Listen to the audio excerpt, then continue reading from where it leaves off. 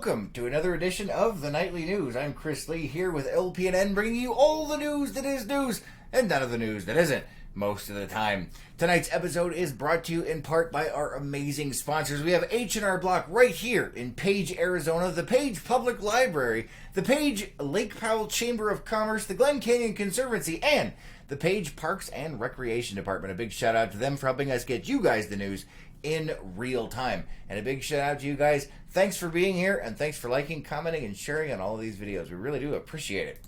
All right, let's go ahead and jump on in tonight and see what we have for you guys. All right, there was a council meeting last Wednesday. The city council met for their regular meeting. Oh, we have some comments over here. Scott says, good evening, good to see ya. Mario says, hello, long time no see. I'm surprised to see you at all, Mario. You're down there in Phoenix. I'm surprised you're not a grease puddle on the sidewalk. Gina says, good evening, Gina. Good to see you. Thanks for being here, guys. All right, let's see. During that council meeting, we had Republic Services Recycling. They were there. Adam Kenner, the local operations manager for Republic Services, spoke before the council broke to discuss the proposed amendment to the contract between the City of Page and Republic Services. Recycling services for Page were discontinued on Monday, July 22nd, as Rocky Mountain Recycling closed their operations for curbside recycling. According to Kenner, this has left Republic Services no other viable option for providing recycling services here in Page. Kenner stated that Republic Services checked in the Flagstaff area for recycling facilities and found none. And found one, not none. However, the cost is approximately $130 per ton, which doesn't include the transportation cost. The company also checked in the Las Vegas area, and the prices at that facility were approximately $150 per ton, also without the cost to transport the recycling to another location.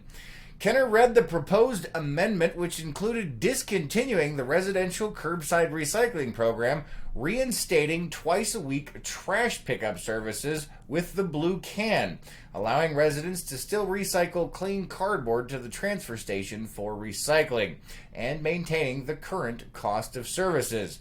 The council voted to enter an executive session immediately following Kenner's presentation for legal advice on the proposed amendment.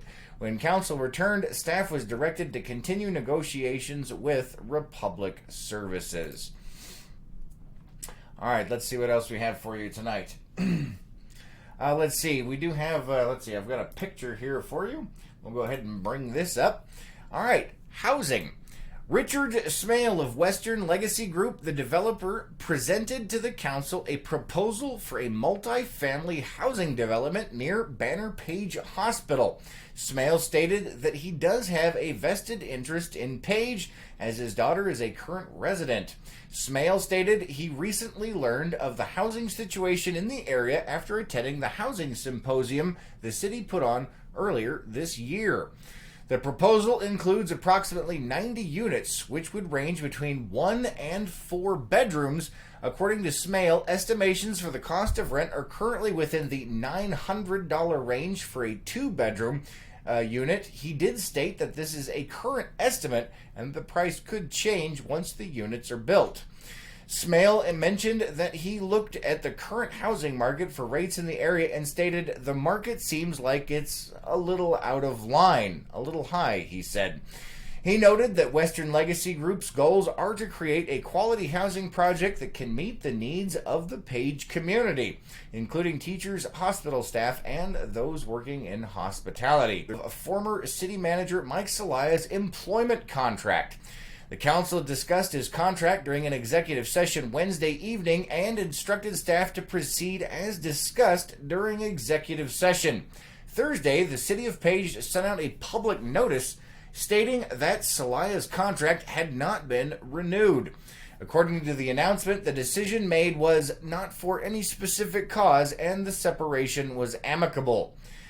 The city council is meeting, or well, actually started meeting about a half an hour ago at 5:30 to discuss appointing an interim city manager, and will enter executive session to discuss city manager contract negotiations. And when we have that information, we'll definitely be bringing it to you guys out there.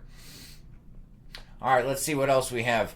There's going to be an I-40 lane closure in Flagstaff, guys. If you're planning on traveling I-40 in Flagstaff between today and August 9th, prepare for delays. ADOT expected to begin at 5 a.m. and end at 6 p.m.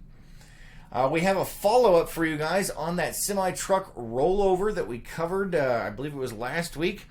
There is a follow-up on the accident that occurred on July 18th at the intersection of Highway 89 and the Glen Canyon Overlook. According to official reports, 2 vehicles were involved: a semi-truck pulling 2 trailers and a passenger truck. Only the second trailer of the semi-truck was damaged when it tipped over onto its side. According to authorities, the passenger truck hit the cab of the semi, causing minor damage to the smaller vehicle. The 2 people of the passenger truck were taken to Page Hospital for non-life-threatening injuries. That is the official update for that accident, guys. All right, let's see. Lori says, hi, Lori. Good to see you. Thanks for being here. All you guys, once again, thanks for being here, and thanks for liking, commenting, and sharing on all of these. We really do appreciate it. All right, we have a museum fire update from Flagstaff. The museum fire increased to 1,961 acres in size as of the last available update. Crews have been able to get the fire, I believe the last count was 82% contained. Crews are working now on mop-up operations to address hotspots along the fire's edge. Authorities are concerned about flooding and landslides near the areas of the fire, and sandbagging efforts have been going on for the past few days. There's actually a couple of people that were here from Page down in that area sandbagging as well. The cause of the fire is still under investigation. All right, let's see what else we have here for you guys. Let's see, there is a produce recall. The FDA has issued a warning to check your basil. According to the organization, a multi-state outbreak of Cyclospora is potentially linked to fresh basil exported by Siga Logistics DRL de CV, located in Morelos, Mexico. The company is voluntarily recalling its basil after being requested by the FDA. The FDA has stated that the agency has increased import screening on basil and will continue to investigate the cause and source of the outbreak, as well as the distribution of products. The FDA is urging that consumers not buy, eat, or serve fresh basil that has been exported by Siga Logistics DRL de CV. The agency is also warning consumers not to eat or serve items which contain uncooked basil, such as pesto or salad, unless it is known that the basil is not from Siga Logistics. Consumers are being asked to throw away their fresh basil if they do not know what company the basil is from. Quote, if consumers cannot determine if the basil is from the company, they should avoid basil from Mexico. If they do not know what country the basil is from, they should avoid it, the FDA stated in their alert. So far, there have been 132 recorded illnesses and 4 hospitalizations linked to basil. States that have reported cases include Connecticut, Florida, Georgia, Iowa, Maine, Minnesota, New York, Ohio, Rhode Island, South Carolina, and Wisconsin. According to the FDA, exposure to Cyclospora occurred at restaurants in Florida, Minnesota, New York, and Ohio. A person infected with Cyclospora will typically experience watery diarrhea with frequent, sometimes explosive bowel movements. Other common symptoms include loss of appetite, weight loss, stomach cramps, pain, bloating, increased gas, nausea, and fatigue. People may also experience vomiting, body aches, headache, low-grade fever, and other flu-like symptoms. So be on the watch out, guys, for that basil. Let me go ahead and check the comments over here before we move on.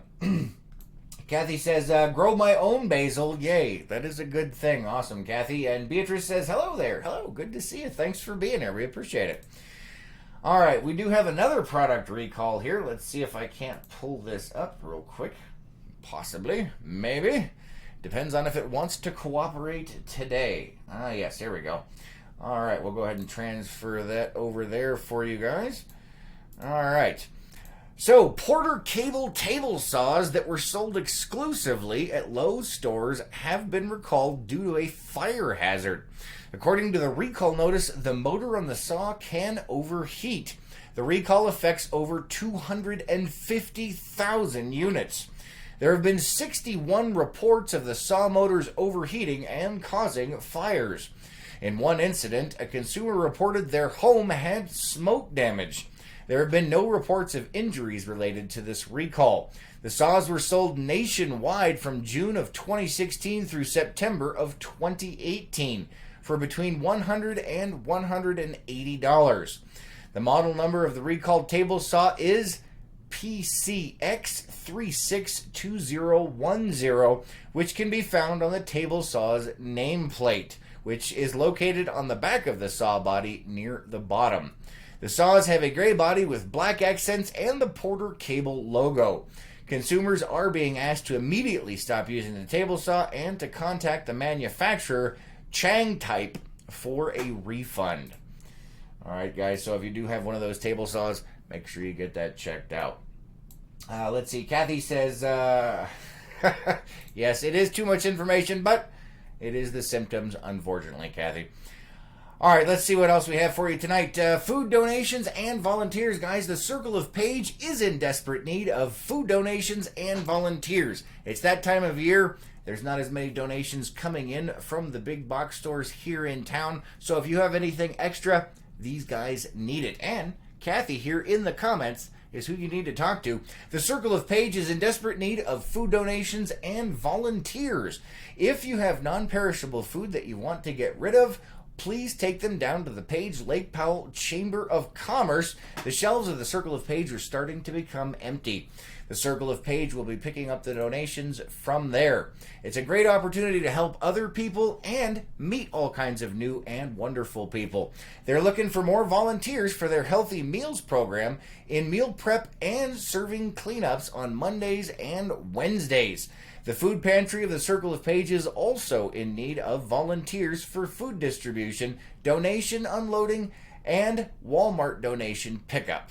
If you want to volunteer at the Circle of Page, you can contact Kathy Steffen or Mary Siebert through the Circle of Page's Facebook page. So they do need a lot of help, guys. Make sure you head on down there. All right, let's see what else we have here. If you are currently looking for employment, the City of Page is looking to fill multiple full-time and part-time positions, year-round permanent positions. You can find positions working out at Horseshoe Bend in the library with building maintenance as a cook and all kinds of other stuff. You can view all of the open positions by heading over to the City of Page's website at cityofpage.org and clicking on the City Job Openings link on the main page. All right, let's see what else we have here. Uranium ore at the Grand Canyon. The National Park Service and the Department of the Interior have released their report, which shows there was no radiation exposure health risk to employees and guests from uranium ore that was discovered to be stored at the museum collection building at the South Rim. It was a story we covered a while back. According to the report, the team of investigators tested the building and taxidermy specimens which were stored near the buckets of uranium ore. It was determined that all the specimens and the building were free of residual contamination. The team provided recommendations regarding how to handle and store specimens the center may take in that contain naturally occurring radioactive elements such as the uranium ore. In a press release, the National Park Service stated that the museum collection building is used for storage and research and is an area separate from visitor use areas. Tours of the facility are given by appointment only, and the building sees an average of 1,000 visitors and researchers per year. All right, let's see what else we have here. Let's see, Coffee with Superintendent Schott is coming up. Glen Canyon National Recreation Area Superintendent William Schott is inviting members of the community to an informal conversation on Thursday, August 1st from 7:30 to 9 a.m. at the Ranch House Grill. In a press release, Superintendent Schatz stated it's not going to be a presentation, and what he is wanting to have is an informal and casual conversation with members of the community about Glen Canyon and Rainbow Bridge.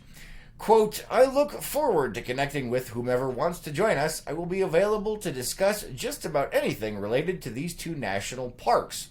On this particular visit, I also plan to bring along our Chief of Commercial Services in case more information is needed on that topic, he stated. All right, guys, we've had a crazy bit of weather here over the last few days. Let's see what is in store for us coming up. The humidity was a lot lower today than it has been, thankfully. Let's see what we have coming up. It looks like tonight, a low of 75 degrees. Tomorrow, a high of 96 with a low of 74 and partly cloudy with a small chance of rain, looking about 15% throughout part of the day. Wednesday, a high of only 87 with a low of 69. Once again, with a small chance of rain, about 24% throughout parts of the day. And on Thursday, a high of 89 with a low of 72 as those temperatures take a swing back around to the higher side. All right, guys, that's all we have time for tonight. Thank you so much for joining us, and thanks for liking, commenting, and sharing on all of these videos. We really do appreciate it. You guys have an amazing night, and we'll catch you on the next one.